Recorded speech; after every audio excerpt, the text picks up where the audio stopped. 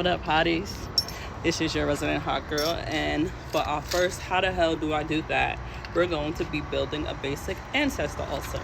Now, when it comes to voodoo, you have to use what you got. So, we're going to Dollar Tree. I'm really in here looking for a tablecloth, but Dollar Tree has all these good things, and I made a list. I won't spend that much, but yeah, white tablecloth.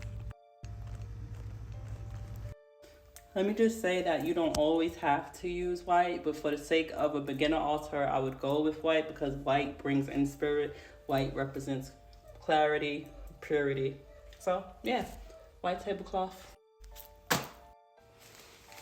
So I already wiped down the table with the multi-surface that I had, and it just so happens that the multi-surface that I had was pine, and pine is really good for cleansing negativity. That's why it's so popular around Christmas time. But yes, white tablecloth first. Every ancestor altar is different. It all depends on your lineage, where your people come from, what they like. So with every altar, you should incorporate the 4 elements. But what I'm first going to put on this altar is a Bible. Now, you should be asking me, Ashley, if you're building an altar for your ancestors, why are you acting Christian? Well, like I will explain in my podcast that I will be dropping very soon, respecting the religious practices of your ancestors is respecting your ancestors. Now, I would suggest putting this Bible in the center of your altar. After you do the Bible, I will start with a glass of water because a glass of water is essential for any altar. I have a little trick. I fill the water all the way up, and if you are convening with your ancestors and you see the water has bubbles in it or is deteriorating, that means that they're accepting the offering, and that's perfect.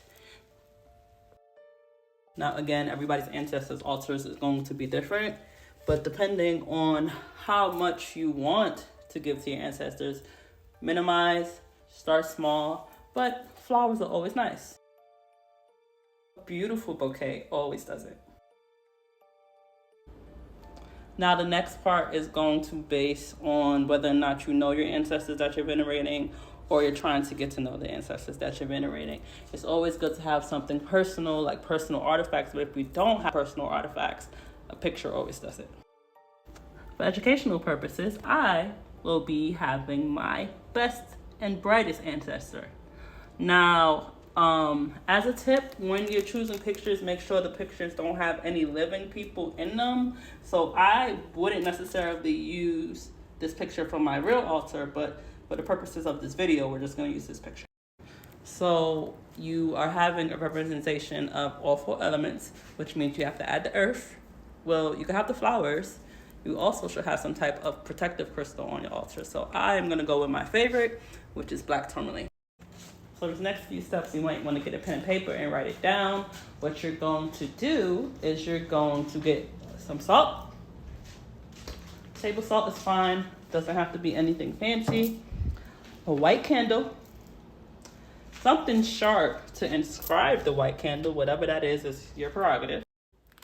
And your ancestor's scent of choice. Now, if you're a beginner, I would naturally go with tobacco, sweetgrass, frankincense, dragon's blood. All of these are very ancestor-friendly scents, and that'll be that 4th element to complete the cycle.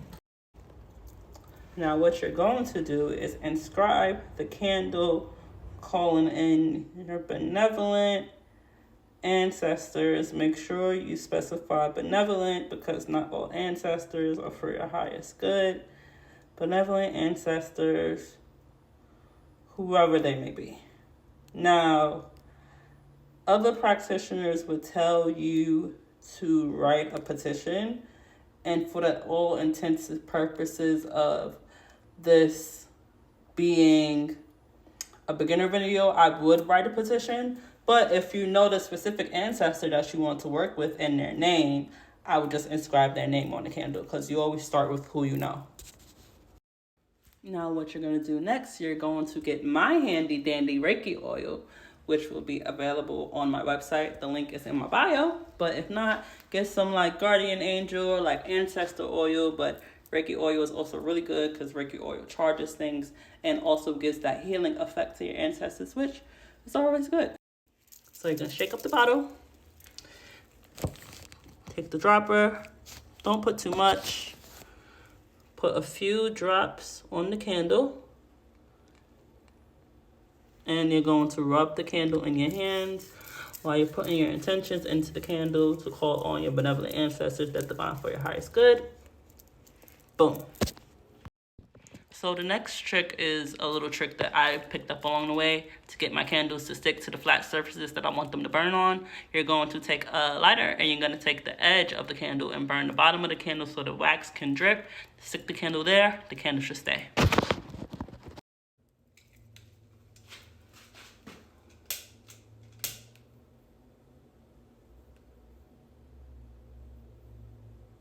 I would say maybe 3 or 4 drips. Then put the bottom of the candle on the surface. Blow if the wax is really hot. And it should stick like so. Now what you're going to do next.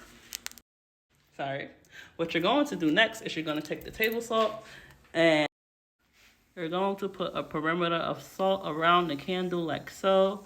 Just to keep those weird spirits away. Knowing that this is a portal, you have to protect it by any means.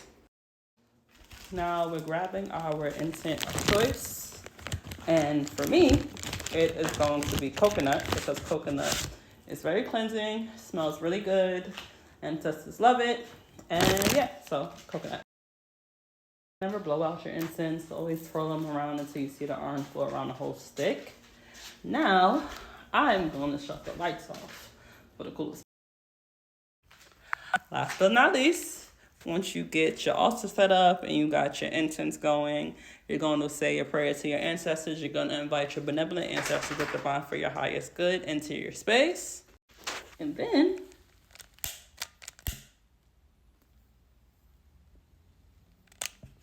voila. Now, you can sit at your altar and talk. You can sit at your altar and pray. As you can see, it's bubbles starting to form in my water a little bit already. And yeah, light candles for consecutive amount of days, whether that be 3 or 7, always do what you feel called and have fun. Thank you for tuning in to this first episode of How the Hell Do I Do That? I hope you guys got it. And if you don't, you can leave a comment below. Yeah. I'll see you guys soon.